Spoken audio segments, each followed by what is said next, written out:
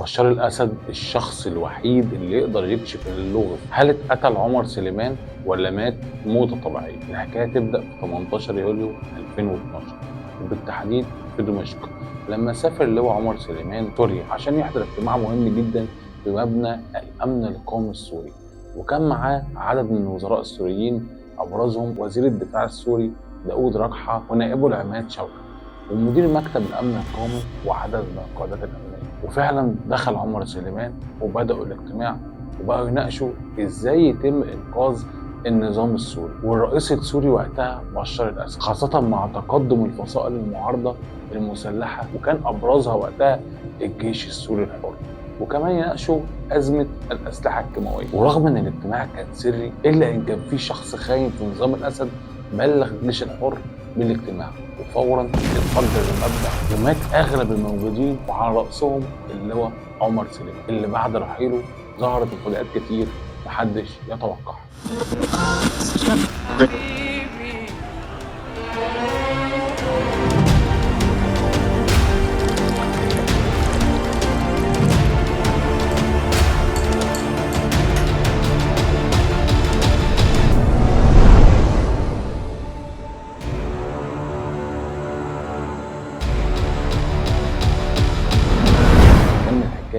اللواء المتقاعد من المخابرات الحربية اللواء محمود الزهار اللي خدم مع اللواء عمر سليمان فترات كتير، وبيقول انه كان عارف تفاصيل الحكاية دي واتنصح ان ما يحكيهاش، لكن هو مضطر يحكيها. ان اللواء عمر سليمان مات في سوريا لما حضر اجتماع امن دولي على مستوى عالي وحصلت خيانة واتعرف الاجتماع واستهدف المقر. لكن لما تسمع الرواية دي هتسأل نفسك سؤال مهم: بأي صفة سافر عمر سليمان سوريا وهو في الوقت ده كان رئيس سابق للمخابرات؟ يعني مفيش صفة رسمية يحضر اجتماع زي ده.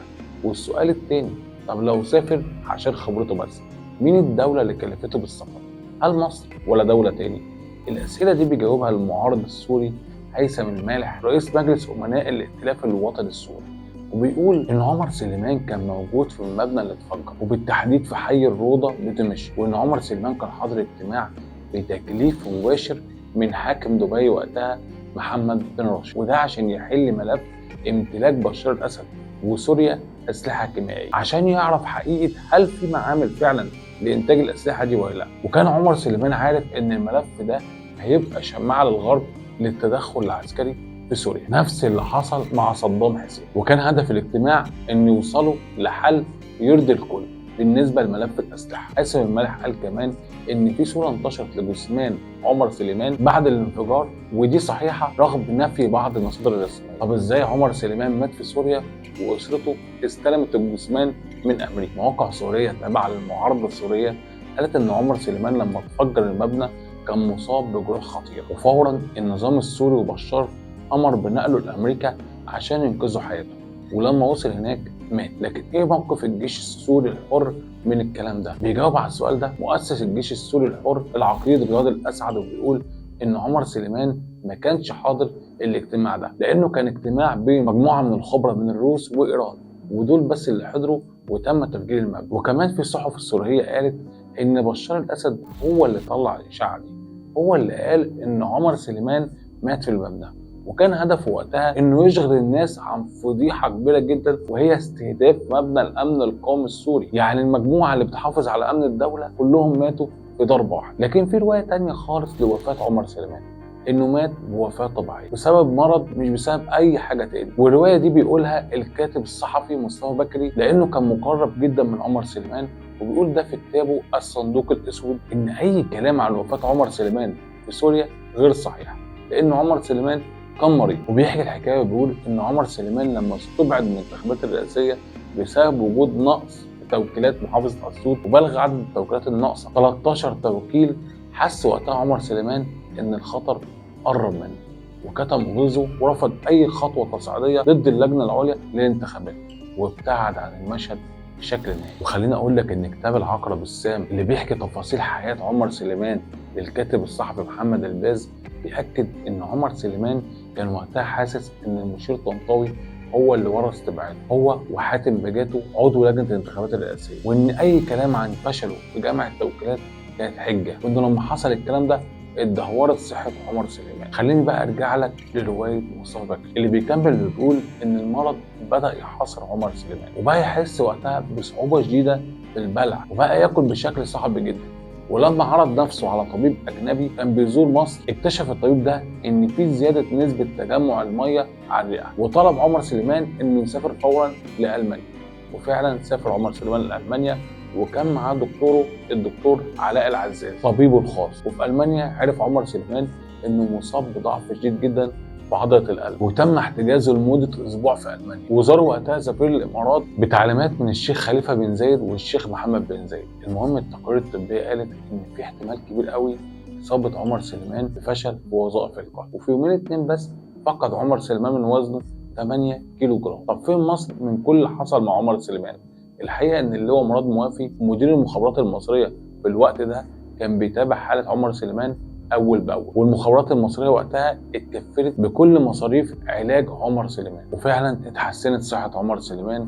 لكن المستشفى الالماني طلبت منه لازم تيجي بعد 3 شهور لان التقارير الطبيه بتقول انك مش هتفضل دايما بخير. وفعلا رجع عمر سليمان القاهره وده في 3 يونيو 2012. وبعد 6 ايام سافر عمر سليمان لابو ظبي ومعاه حفيد. وبتحكي بنت عمر سليمان داليا وبتقول ان عمر سليمان في الامارات سألها على نتيجة الانتخابات الرئاسية وقتها ولما عرف ان محمد مرسي هو اللي فاز بتقول بنته ان والدها حس بحزن كبير جدا لدرجة انه دخل مستشفى الشيخ زايد العسكري وخضع لفحص دقيق جدا واتخذت عينات من دمه واتبعتت لألمانيا اللي فحصت العينات دي وطلبت ان هو يجي على طول. فعلا سافر عمر سليمان من الامارات لألمانيا. في المستشفى الألماني حس الدكتور المعالج بخطورة الحالة الصحية لعمر سليمان وبلغه انه لازم عمليه دقيقه جدا في القلب تتعمل له.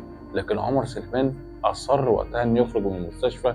لكن بنته داليا اقنعته انه لازم يسافر امريكا يتعالج هناك. فعلا سافر عمر سليمان امريكا ودخل المستشفى يوم الاثنين 16 يوليو وبدات رحله اجراء الفحوص والتحليلات. وفجاه اتدهورت صحته بشكل حاد جدا. لكن بعد كده في يوم الاربعاء 18 يوليو كانت زوجته السيده رانيا وبنته داليا كانوا قاعدين معاه. وفي اليوم ده كانت حاله عمر سليمان المعنويه عاليه جدا رغم ان صحته ما كانتش افضل حاجه.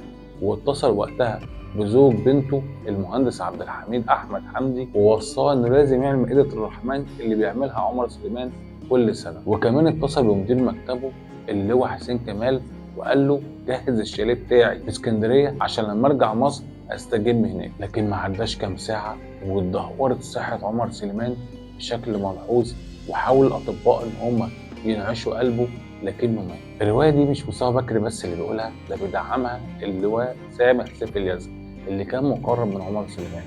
بيقول ان فعلا عمر سليمان مات نتيجه المرض مش في تفجير في سوريا زي ما بيتقال. لكن في نهايه الفيديو ده الجدل ده شخص واحد بس قادر ينهيه وهو بشار الاسد اللي يقدر يقول لنا هل عمر سليمان مات في سوريا ولا ما زارش اصلا دمشق في الوقت ده. في نهايه الفيديو هل انت شايف فعلا ان عمر سليمان مات في سوريا وبشار الاسد عارف المعلومه ومش عايز يقول الحقيقه، ولا فعلا عمر سليمان مات موته طبيعيه نتيجه المرض زي ما بيقول مصطفى بكري؟